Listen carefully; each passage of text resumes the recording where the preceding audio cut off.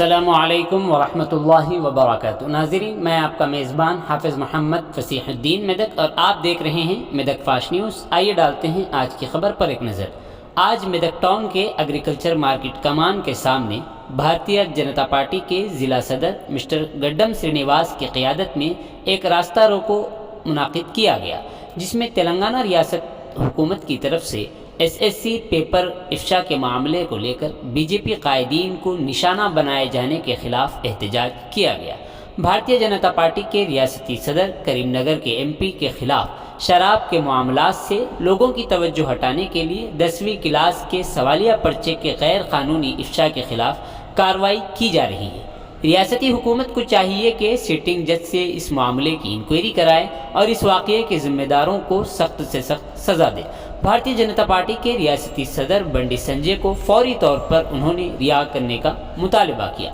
इस मौके पर उनके हमराह नाइनी प्रसाद के अलावा दीगर अहम शख्सियात बीजेपी कायदीन से शरीक रहे। आइए इस सिलसिले में एक तफसीली रिपोर्ट आप हजरात के पेश खिदमत।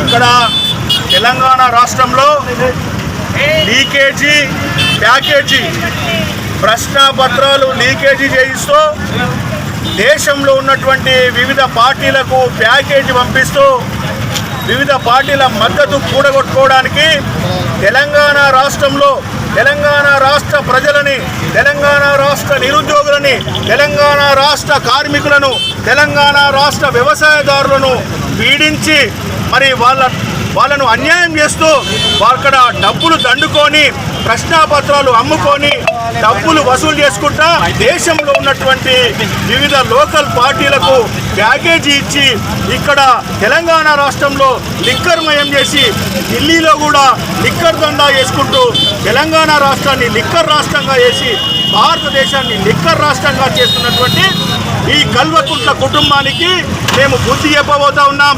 మరి లీకేజీ చేయించేది మీరు, అరెస్టు చేయించేది బండి సంజయ్ అన్న అని చెప్పేసి మేము అడుగుతా ఉన్నాం. ఫామ్ హౌస్ కేసు ఏమైంది?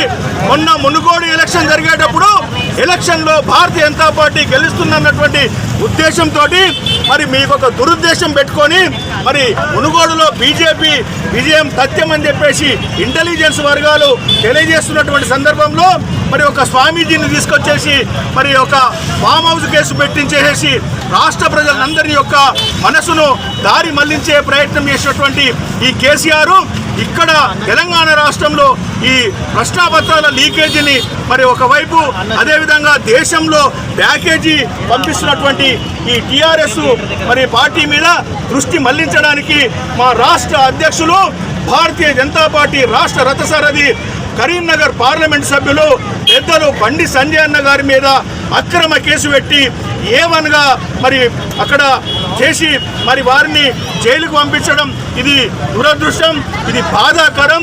ఇక్కడ తెలంగాణ రాష్ట్రంలో అంబేద్కర్ గారు రచించినటువంటి రాజ్యాంగం జరగడం లేదు. ఇక్కడ కల్వకుంట్ల కుటుంబం యొక్క రాజ్యాంగమే ఇక్కడ నడుస్తూ ఉన్నది. ఈ కల్వకుంట్ల రాజ్యాంగానికి బుద్ధి చెప్తాం. త్వరలో ఈ కల్వకుంట్ల కుటుంబాన్ని, బీఆర్ఎస్ పార్టీని పాతాళ లోకం పెట్టి మరి భారతీయ జనతా పార్టీని తెలంగాణ రాష్ట్రంలో ఏర్పాటు చేసేటంత వరకు కూడా భారతీయ జనతా పార్టీ నాయకులు, కార్యకర్తలు కష్టపడి పనిచేస్తూ ఉన్నారు. అదేవిధంగా మేము తెలంగాణ ప్రజలను, మెదక్ జిల్లా ప్రజలను మేము ఒకటే అప్పీల్ చేస్తూ ఉన్నాం, కోరుతా ఉన్నాం. ఈ టీఆర్ఎస్ ప్రభుత్వం, ఈ బీఆర్ఎస్ ప్రభుత్వం, ఈ కేసీఆర్ ప్రభుత్వం చేస్తున్నటువంటి ఆగడాలను చూడండి, మాకు మద్దతు నిలవండి.